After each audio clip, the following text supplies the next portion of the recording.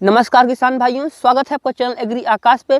किसान भाइयों, आज की इस वीडियो में हम बात करने वाले हैं गर्मी में पालक खेती की। आप मेरे पीछे देख रहे हैं, यहाँ पे गर्मी में पालक की खेती की गई हुई है। तो गर्मी में पालक की खेती कैसे करते हैं, क्या सावधानियां रखी जाती है, क्या खाद डालते हैं, क्या बेसल डोज देते हैं, सारी जानकारी मैं आपको देने वाला हूँ। तो वीडियो को आप कंप्लीट देखिएगा। चैनल पर पहली बार आए हैं तो सब्सक्राइब कीजिएगा, साथ ही बगल में बने बेल के आइकन को भी प्रेस करें ताकि आने वाली वीडियो की नोटिफिकेशन आपको समय से मिलती रहे। तो चलिए किसान भाइयों, शुरू करते हैं। पालक एक ऐसी फसल है जिसकी अगर आप 1 तारीख को बुआई करते हैं तो आप 30 तारीख को उसको बेच करके आप कमाई कर सकते हैं। यानी मात्र 30 दिन में तैयार होने वाली यह एक मात्र फसल है।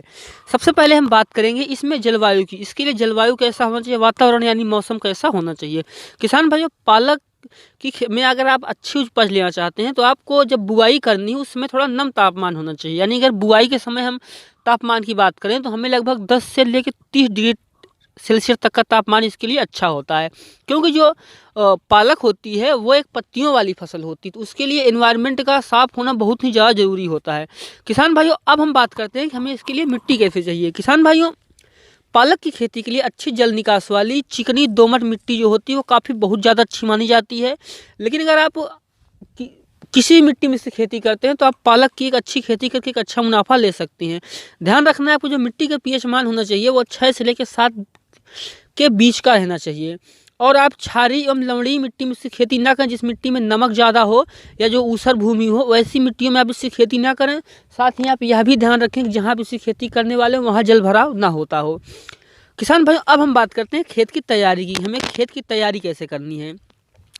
सबसे पहले हमें जो पहली जुताई है वो हमें मिट्टी पलटने वाले हल से करना चाहिए। मिट्टी पलटने वाले हल से पहली जुताई करने से किसान भाइयों ये फ़ायदा होता है कि जो ऊपर खरपतवार होते हैं वो नीचे चले जाते हैं, और जो नीचे की मिट्टी होती है जो कि सूर्य की ऊर्जा को नहीं अवशोषित कर पाती है, नहीं सूर्य की ऊर्जा देख पाती है, वो ऊपर आ जाती है। तो उसमें जब सूर्य की ऊर्जा पड़ती है तो उसमें रंध्रता आ जाती है। यानी उसमें जो होता है वो मिट्टी में ताकत हो जाती है और वो पानी सोखने की भी क्षमता होती है उसमें, और रंध्रता भी आ जाती है। तो और दूसरी तीसरी जुताई जो है आपको हैरो या कल्टीवेटर से करें आप। आखिरी जुताई आपको रोटावेटर से करके मिट्टी को भुरभुरा बना देना चाहिए किसान भाइयों। और हम बात करते हैं कि हमें इसकी बुआई की सही विधि क्या है। किसान भाइयों, अधिकतर क्या होता है किसान भाई कि इसकी उनको सही विधि नहीं पता होती। सामान्य जो बुआई होती किसान भाइयों इसकी, वो आमतौर पर किसान भाई हाथ से छिड़काव करके बोते हैं, लेकिन इसमें ज़्यादा उत्पादन नहीं होता। अगर आप मेरी माने तो आपको हाथ से बुआई करने की कोई ज़रूरत नहीं है। आपको लाइन से बुआई करनी चाहिए। पालक की लाइन से बुआई करने से आपको काफ़ी ज़्यादा अच्छा उत्पादन मिलता है।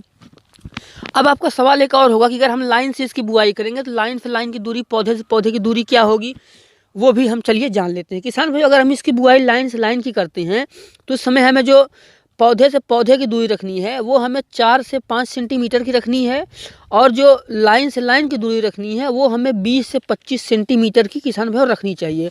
और ये जो 20 से 25 मैं आपको बता रहा हूँ, आप सोच रहे होंगे कि क्या 20 रखें या 25 रखें। ये जो डिस्टेंस होगा वो आपकी वैरायटी के ऊपर डिपेंड करता है। आप कौन सी वैरायटी का चुनाव करते हैं, आपको उस हिसाब से अपनी लाइन से लाइन या पौधे से पौधे दूरी को रखना चाहिए। आमतौर पे जो मैं बता रहा हूँ आपको 2 से 3 सेंटीमीटर जो होता है ये 20 से 20 की दूरी होगी, और पौधे लाइन से लाइन की जो दूरी होगी वो 20 से 25 सेंटीमीटर किसान भाइयों आपको रखनी चाहिए। किसान भाइयों, यहाँ पे आपको एक बात ध्यान देने वाली और है कि आपको बीज ज़्यादा गहराई में नहीं बोना चाहिए। तो कितनी गहराई में बोना चाहिए वो भी हम जान लेते हैं। किसान भाई, जो हमें गहराई में बीज बोना है वो हमें 2 से 3 सेंटीमीटर की गहराई में बोना है, जिससे जो पौधा है वो नीचे जड़ भी अच्छी पकड़ लेगा और अच्छा उत्पादन देगा। और ज़्यादा गहराई में बोएंगे तो जमाव नहीं होगा। तो आपको 2 से 3 सेंटीमीटर की गहराई में इसकी बुआई करनी है। किसान भाइयों, अब हम बात करते हैं खाद और उर्वरक की। हमें इसमें क्या खाद और क्या उर्वरक देना है। किसान भाइयों, अच्छा उत्पादन लेने के लिए पालक की फसल में आपको संतुलित खाद का प्रयोग करना चाहिए। खाद डालने से पहले मैं आपको यही कहूँगा कि आप अपनी मिट्टी की जांच करवाइए। आप जब अपनी मिट्टी की जांच करवाते हैं तो आपको पता चल जाता है कि मिट्टी में किस चीज़ की कमी है और किस चीज़ कि हमें उसमें डालना है, किस चीज़ ज़्यादा है, वो सब हमें पता चल जाता है। तो सबसे पहले मिट्टी की जांच करवाइए। अगर आपने मिट्टी की जांच करवाई है बहुत अच्छा, आप उस हिसाब से खाद डाल दीजिए। लेकिन अगर आपने मिट्टी की जांच नहीं करवाई है तब मैं आपको फार्मूला बताता हूँ कि आपको कैसे करना है। किसान भाइयों, 30 किलो नाइट्रोजन, 15 किलो फास्फोरस और 10 किलो जो पोटास होगा, पोटास जो हम लेंगे वो MOP पोटास होगा यानी म्यूरेट ऑफ पोटास होगा। ये तीनों चीज़ों को हमें आखिरी जुताई के समय मिट्टी में मिला देना चाहिए। किसान भाइयों, अब हम उसके बाद आते हैं कि अब इसके बाद हम कौन सी खाद डालें। किसान भाइयों, जो हमें 30 किलो नाइट्रोजन, 15 किलो फास्फोरस और 10 किलो जो पोटास है हमारी, इसको हम आखिरी जुताई के समय मिला देंगे। और उसके बाद जो हम उसमें खाद देंगे, जब फसल हमारी 8 से 10 दिन की हो जाएगी तो उसमें हम माइक्रो न्यूट्रिशन का एक स्प्रे करेंगे, जिससे कि हमारी जो फसल है वो काफ़ी अच्छे समय से तैयार हो जाएगी। अब हम बात करते हैं कि हमें इसमें सिंचाई कैसे देनी है। किसान भाई, अच्छी फसल के लिए आपको सिंचाई करना बहुत ही आवश्यक होता है। इसलिए आप गर्मी में अगर इसकी खेती कर रहे हैं तो आपको समय समय उसकी सिंचाई करते रहनी चाहिए। यानी गर्मी में आपको 7 से 8 दिन पे उसकी सिंचाई करनी चाहिए। या फिर आप बरसात में कर रहे हैं या किसी और मौसम में कर रहे हैं तो आपको बरसात में वैसे सिंचाई की ज़रूरत नहीं पड़ती है। लेकिन अगर आप सर्दियों में इसकी खेती कर रहे हैं तो आपको 8 से 10 दिन में सिंचाई करनी चाहिए। लेकिन अगर आप इसकी खेती गर्मी में कर रहे हैं तो आपको 7 से 8 दिन में इसकी सिंचाई करनी चाहिए। अब हम बात करते हैं कटाई की, यानी हमारी फसल है वो कटाई भी कब आएगी, तैयार कब होगी। किसान भाइयों, 25 दिन में जो है आपकी फसल वो काटने लायक हो जाएगी।